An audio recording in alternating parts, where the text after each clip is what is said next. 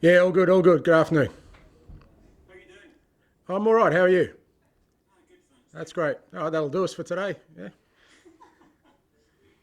terms of your squad, there's obviously been a few concerns. Could you give us an update on Kyogo first, please? Yeah. As everyone's aware, yeah, he picked up an injury playing with the national team.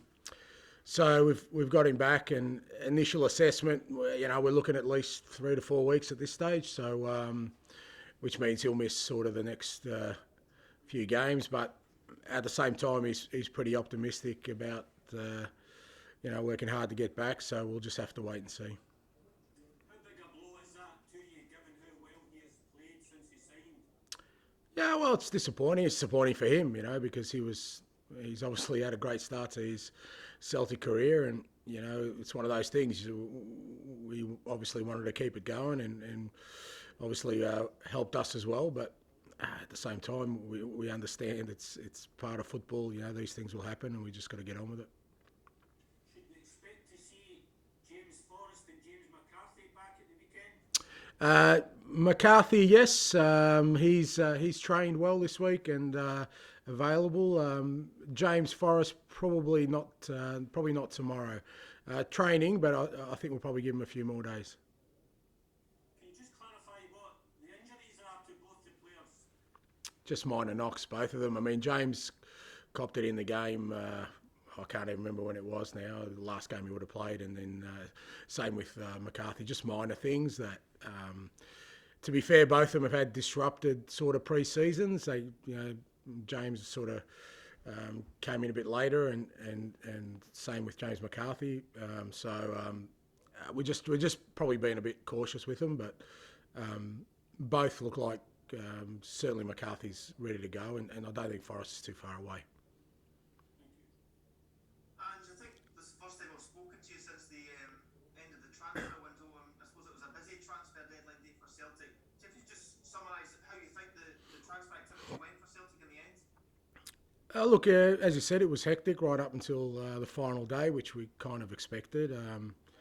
It was, yeah, it was a busy period, but it had to be. It was pretty clear that with a number of departures last year, and even a number of departures during the window, even on the last day, that we had to bring in a fair few players. So it's not as easy as just sort of selecting the ones you want and bringing them in.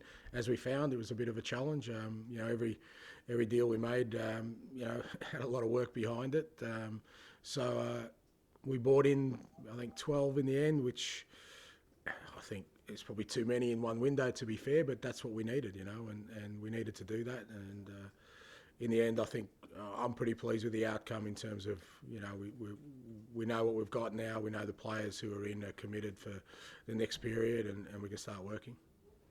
We know you constantly said you needed those players. And in terms of how well you think the squad is now equipped, do you think you are, pretty much there, or do you think you're still maybe needing that January window then to continue the evolution of the squad? Look, time will tell. I mean, it depends on how well the guys we've brought in adjust, and the development of the guys that are already here. The ones we brought in sort of early in the piece, I think, settled in really well, considering that we kind of threw them straight in there.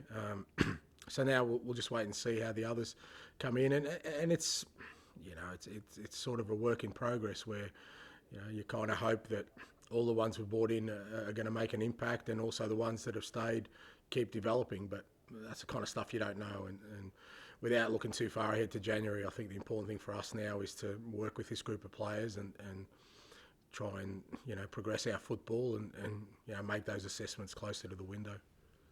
Just finally for me, in terms of the three new signings on deadline day, Jota, Giacomakis and Cameron Carter-Vickers, just a word on them if you would, just obviously first time speaking to you after Yeah. meeting Celtic players, I imagine pleased to get all three in.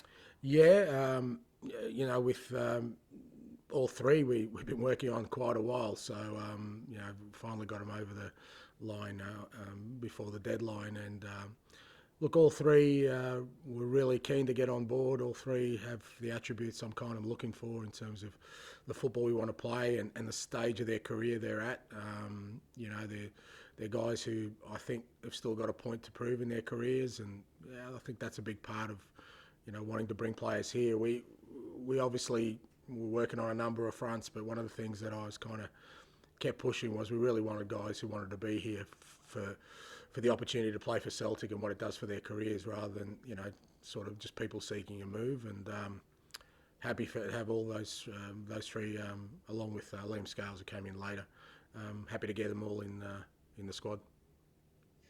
And are those three and Liam available to play tomorrow? Yeah, different stages of preparation. I think out of all of them, probably Georgios is the one that's a little bit further behind. He didn't really do a pre-season with the team, so we'll probably be a bit more conservative with him because, obviously with Kyogo going down, we're a little bit light on in that area, so we're just going to be careful. But Liam was obviously playing, so he's fine.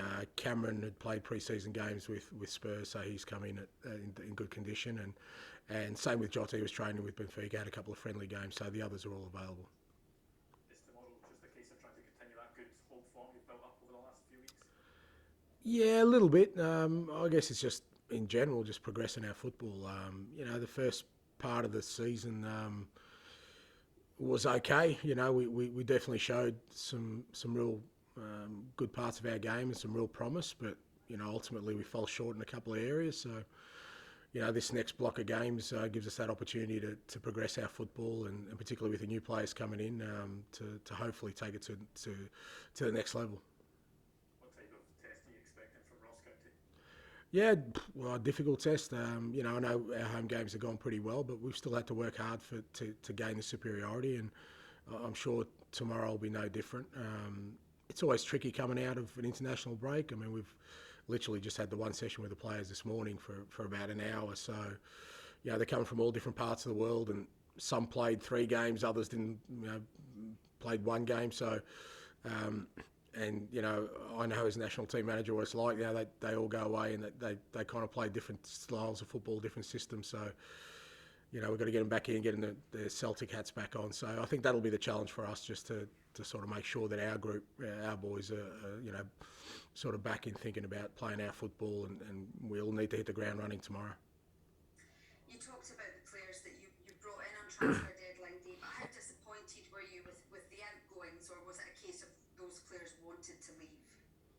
Yeah, no disappointment. I think I said all along that that they were decisions for the players. They're the ones that know what's best for them and their careers. And I think I was again consistent in saying I didn't try to influence them either way. If they had stayed, great. But they chose to go on a different path, and we wish them all the best and for the next phase of their careers. But this football club goes on, and nothing really changes. We move on, and we're trying to build something here that hopefully creates some more success for this football club, and the ones who are here now, the ones who will be participants in that. The Scottish Government announced yesterday that fans will need vaccine passports to get into sporting events come next month. As a football manager, what's your take on that? Again, I've always tended to kind of think that are people who are much better informed than I am, who are, put these guiding principles in place. And my view on that has always been to go with what the best advice is, because there's a lot, people are examining the situation a lot closer than I would.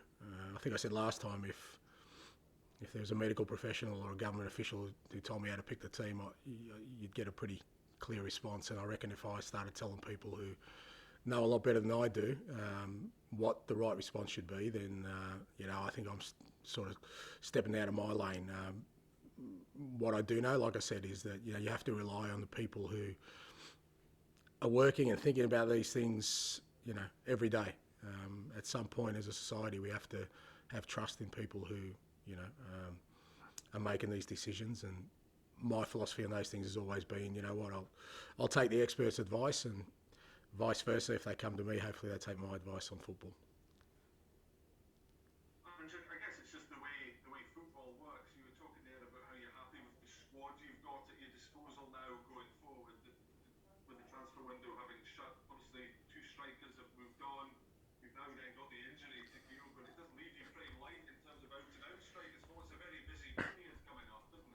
You gotta love football, don't you? You know, like it's great. You have the best laid plans, and I kind of, yeah. If you had asked me at midnight on transfer deadline day, say, we've got some great options up front, and I'll be able to rotate some players and make some substitutions, and but I kind of, you live with that as a football manager. If you've been in football for a while, like I have, you kind of understand that that's the way things go sometimes, and that's the beauty of it. That's the challenge for us. I mean, if it was an easy sort of existence, then I think a lot more people would have success in it. So we get challenged. We had challenges at the back going through that first period. We were really light on at right fullback, at centre back, and we got through it by the skin of our teeth, to be fair. Now all of a sudden we got cover in all those areas, which is great, but we're a bit short at the other end. And as I said, that's a challenge as football puts up to us. I'm still confident with the players we've got available and the way we're playing our football that we'll still be, a good team going forward. And if we can get through this period where, Kyogo is missing and we get Georges up and running, and even guys like James Forrest and Mikey Johnson who hasn't played at all. If we can get through this period without them, it just means that we'll have even stronger sort of conviction about what we're doing moving forward. And I guess it's an opportunity for the likes of somebody like Albi and Ayeti to stake a claim, come and put his hand up and show you what he can do. Spot on, and again, I've said before, I don't go around giving players cuddles, but I will give them opportunities when it comes, and it's up to them. And to be fair, especially Albion, he's worked his socks off at training.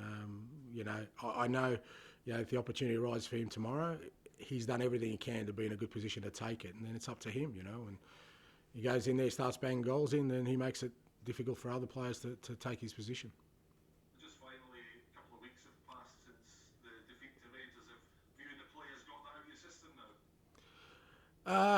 I haven't. I'm not sure about the players. I mean, it's one of those things where, like I said, I look at that first block of games and, we played some fantastic football, and I think we showed we're heading in the right direction, but at the same time, we got knocked out of the Champions League and we lost a couple of games in the league, and that doesn't sit well with me. So, but that's okay. That's motivation for moving forward and making sure that, this next block of games, we try and bridge that gap, because we weren't far away. I think the defeats we did have, we lost by a goal in all of them, and they were tight games, and you're kind of left thinking, well, they were games that could have gone the other way, but ultimately they didn't, and our job and my job is to make sure that through this next phase we try and sort of bridge that gap. Thank you. And when you look at your home form since you came in, obviously hitting 6 against Dundee, 6 against St Mirren, was that one of your priorities when you came in, to really make Celtic part of a fortress and make it a sort of horrible experience for opposition teams to come? Yeah, I mean, I don't want to make it a horrible experience. I like to think we're polite and hospitable, but yeah. But I thought it was important because I knew the fans were coming back, and I know just how important the fans are to this football club. They are the most important people, and after a year of not seeing their team, I just felt it was really important that when they first came back to the stadium, that we gave them some hope, because they obviously, our supporters went through a tough time last year, not just because of what happened on the field, but the fact that they couldn't participate, they couldn't put their energy behind the team, and having them back in the stadium this year was, I thought it was super important, irrespective of everything else, that our home form had to be good, but we also had to play football that gave our supporters hope. And I think, it's the credit of the players, they've done that, and I think the supporters have responded to that, and that'll help us for sure, because if we can, as you say, create a fortress at Celtic Park, then that's going to give us a decent sort of avenue for us to have success. Cheers,